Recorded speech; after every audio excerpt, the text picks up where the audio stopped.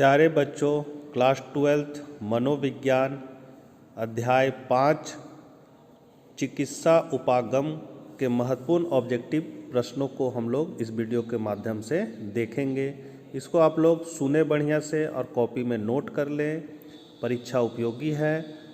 कल से हम लोग या नेक्स्ट वीडियो में हम लोग भूगोल के ऑब्जेक्टिव महत्वपूर्ण प्रश्नों को देखेंगे।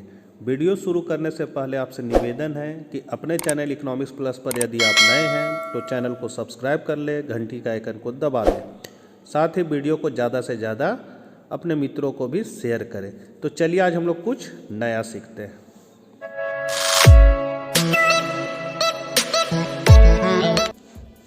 पहला क्वेश्चन है, मनोगत्यात्मक चिकित्सा का प्रतिपादन किसने किया? तो फ्राइड ने किया था। अमेरिका में सिखाए जाने वाले योग को क्या कहते हैं? तो कुंडलिनी योग कहते हैं। सेवार्थी केंद्रित चिकित्सा को किसने प्रतिपादित किया? तो रोजर्स ने किया था। निम्नलिखित में किसमें मंत्रों के उच्चारण के साथ श्वसन तकनीक या प्राणायाम को संयुक्त किया जाता है? तो कुंडलिनी योग में। मनोविश्लेषणात्मक चिकित्सा का संबंध किस व्यक्ति से है? तो फ्राइड से है। मानसिक रोगियों के पुनः स्थापन का उद्देश्य होता है तो रोगी को सशक्त बनाना। आधुनिक चिकित्सा शास्त्र का जनक किसे माना जाता है? तो फ्राइड को। मानसिक रोगियों के पुनः स्थापना में किस प्रकार का प्रशिक्षण दिया जाता है? तो उपरोक्त सभी। किस चिकित्सा पद्धति में सीखने के सिद्धांतों का प्रयोग होता है? तो व्यवहार चिकित्सा।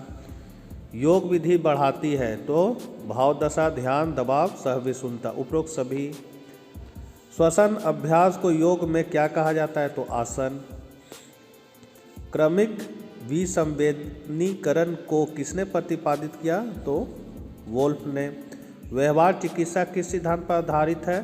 तो प्रत्यक्षण सिद्धांत पर। सेवार्थी एवं चिकित्सक के बीच एक विशेष संबंध को क्या कहा जाता है? तो चिकित्सात्मक मैत्री। सामूहिक अचेतना के विषय को क्या कहा जाता है? तो मनोग्रंथि। मनोगतिक चिकित्सा का प्रतिपादन किसने किया है? तो सिगमंड फ्राइड ने। निम्नलिखित में निर्वचन के विश्लेषणात्मक तकनीक कौन सी है? तो प्रतिरोधी और स्पष्टीकरण। मतलब सी ऑप्शन है, ए और बी दोनों। अंतः मनोहंता को बाहर निकालने के लिए किस विधि का उपयोग किया जाता है? तो मूका साहचर्य विधि।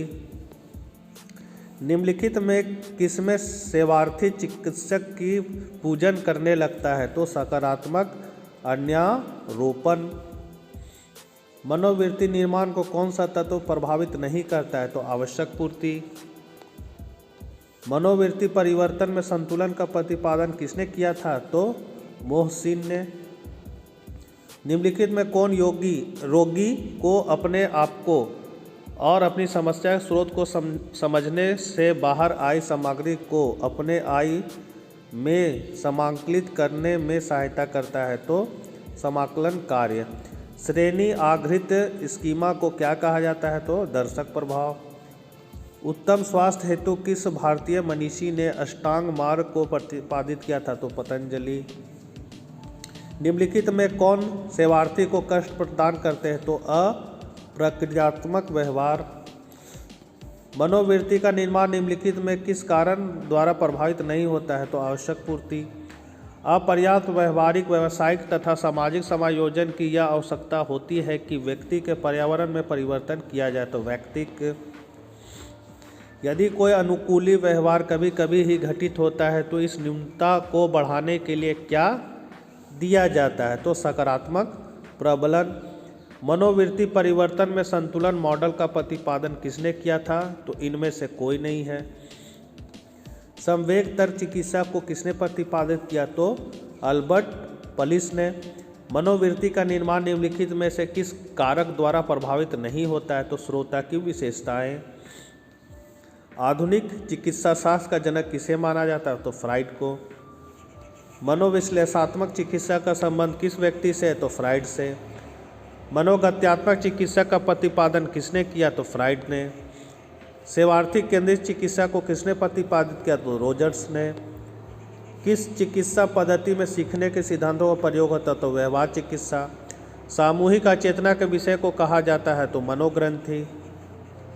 मनोवृत्ति निर्माण को कौन सा तत्व प्रभावित नहीं करता है? तो आवश्यक पूर्ति। पतंजलि का नाम किससे संबंधित है? तो स्वप्न विश्लेषण से। मनोवृत्ति परिवर्तन में संतुलन का प्रतिपादन किसने किया? मोहसिंह ने। श्रेणी आधारित स्कीमा को क्या कहा जाता है? तो दर्शक प्रभाव।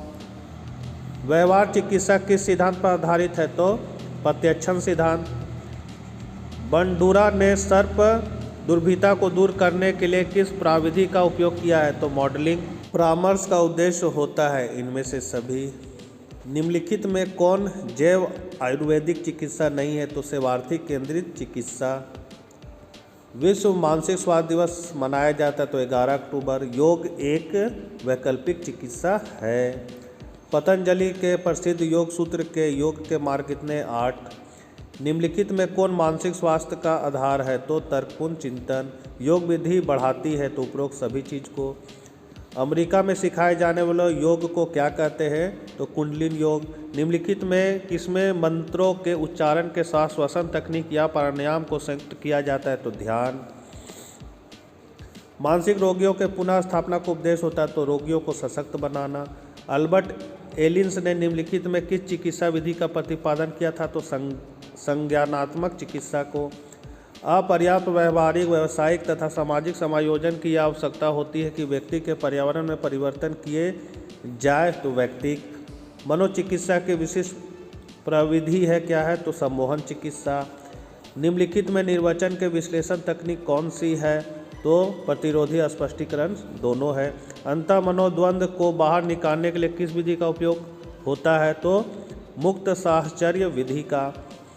व्यवहार चिकित्सा आधारित होता है? तो सीखने के सिद्धांत पर। निम्नलिखित में किसमें अचेतना स्मृतियाँ लगातार सचेतन अभिज्ञता में समाकलित होती रहती है? तो स्वर्ण विधि। निम्नलिखित में कौन सेवार्थी को कष्ट प्रदान करते हैं? तो अप्रक्रियात्मक व्यवहार। निम्नलिखित में कौन रोगी को अपने आप को और अपनी समस्या के स्रोतों को समझने से बाहर आई सामग्री को अपने अहम में समाकलित करने में सहायता करता है? तो समाकलन कार्य। कामिक विसंवेदीकरण को किसने प्रतिपादित किया? तो वोल्फ ने। दुश्चिंता रोग की प्रमुख विशेषता रोगी की व्यापक और दिशाहीन भिन्नता है। यह कथन किसका है? तो कोलमैन का। मनोविदलता की चिकित्सा के संबंध में सर्वप्रथम किस चिकित्सक ने अध्ययन किया है? तो ब्लूलर ने। शारीरिक बनावट पर सर्वाधिक प्रभाष्य किस ताच या शक्ति का पड़ता है? तो वंशानुक्रम का। मना स्नायु विकृति के रोग का मस्तिष्क लक्षण है? तो आशंका। दुर्थि या फोबिया क्या है? तो असंगत भय। दुर्भाति का ठीक उपचार क्या है? तो आत्मनिर्देशन। मना स्नायु विकृति के रचनाकार कौन है? तो फिशर। निम्नलिखित में से दुर्भाति का लक्षण क्या है? तो पेट में विकार। मनोविदिलता के रोगी का उपचार होता है? तो इंसुलिन से। किस मनोविकृति में विद्युत पद्धति का प्रयोग किया जाता है? तो विषाद पर। आधुनिक युग में मानसिक स्वास्थ्य पर किसका प्रभाव पड़ता है? तो जीवन की अस्थिरता का। फ्राइड के मनोविश्लेषण का एक रूप है? तो मुक्त साहचर्य। निम्नांकित में से व्यवहार चिकित्सा किस सिद्धांत पर आधारित है? तो सीखने के सिद्धांत पर। योग में सम्मिलित होता है ध्यान। सहायक मनोचिकित्सक की एक विधि है? तो पुनः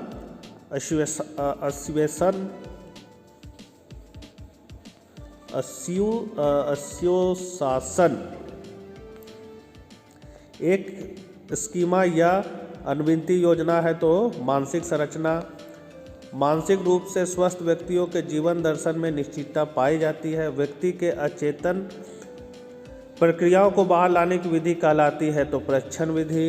योग के अष्टांग साधन का संबंध है ज्ञान योग। व्यक्ति का मूल्यांकन करने के लिए सबसे अधिक उपयोग की जाने वाले तकनीकों के अंतर्गत कौन सा नहीं आता है? तो सेवार्थी केंद्रित चिकित्सा। जर्मन शब्द गेस्टाल्ट का अर्थ क्या होता है? तो समग्र।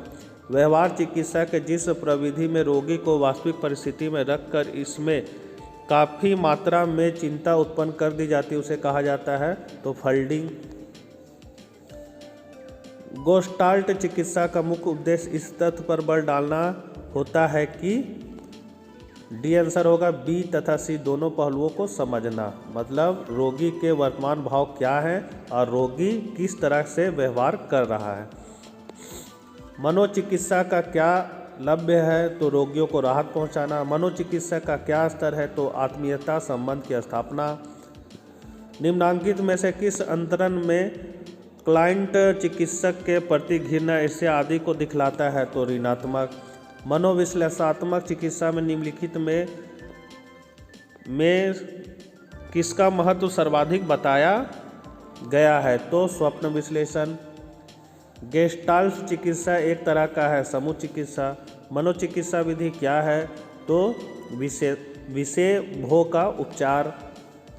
मनोचिकित्सा का रोगी क्या प्रतिरोध करता है तो लैंगिक समस्या। मनोचिकित्सा की विधि है तो पूर्ण शिक्षात्मक मनोचिकित्सा। इनमें से कौन मनोविश्लेषण विधि से संबंधित नहीं है तो कर्मिक विसंवेदीकरण। रेशनल इमोटिव चिकित्सा का प्रतिपादन किसने किया तो अल्बर्ट एलिस। मॉडलिंग प्रविधि का प्रतिपादन किसने किया था तो वेंडुरा। सेवार्थी केंद्रित चिकित्सा को किसने प्रतिपादित किया तो रोजर्स।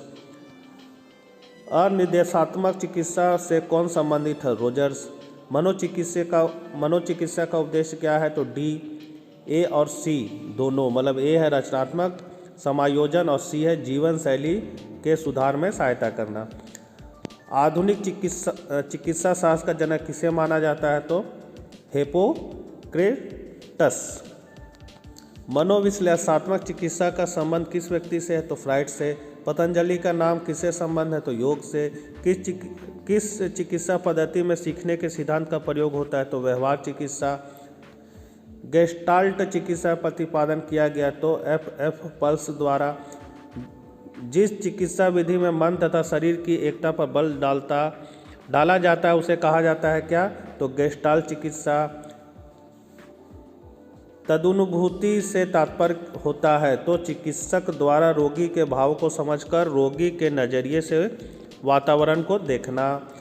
प्राणायाम का अर्थ है तो श्वासन प्रश्वासन का नियमन। रोगी और चिकित्सक के बीच चिकित्सात्मक संबंध की मुख्य अवस्था कितनी है 3। रेकी शब्द है जापानी। विश्व योग दिवस मनाया जाता है 21 जून को। निम्नलिखित में किसे मनोविज्ञान में मूल्यांकन विधि के यंत्र के रूप में नहीं समझा जाता है तो मनोचिकित्सा को।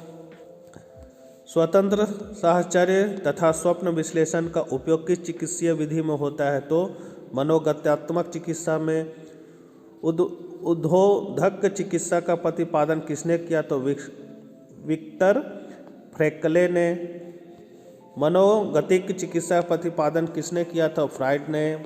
मनोविश्लेषणात्मक चिकित्सा का संबंध है फ्राइड से। किस चिकित्सा में अध्यानुकूलन के नियम प्रयुक्त होते हैं तो व्यवहार चिकित्सा।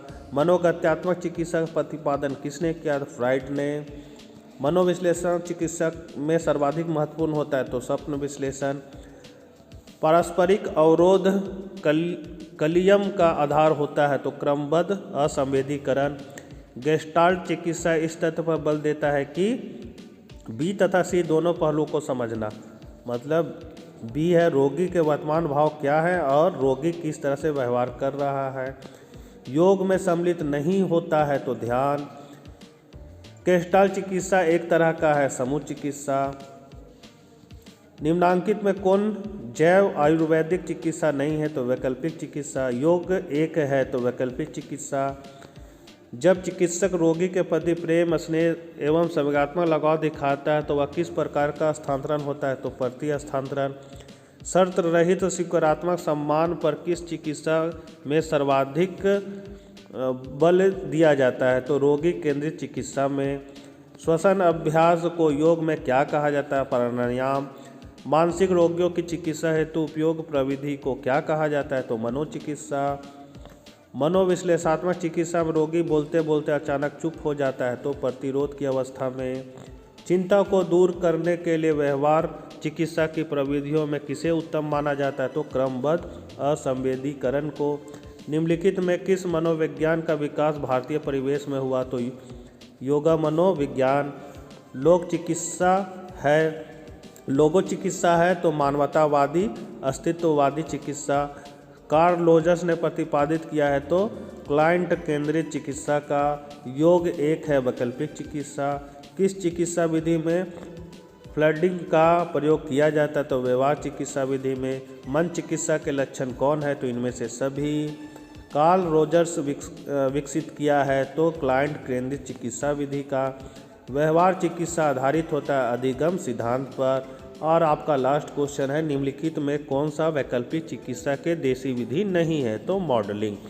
बच्चों ध्यानपूर्वक वीडियो को सुने, कॉपी में नोट करें, वीडियो को ज़्यादा से ज़्यादा शेयर करें। मुझे आज्ञा दीजिए, तब तक के लिए बाय बाय।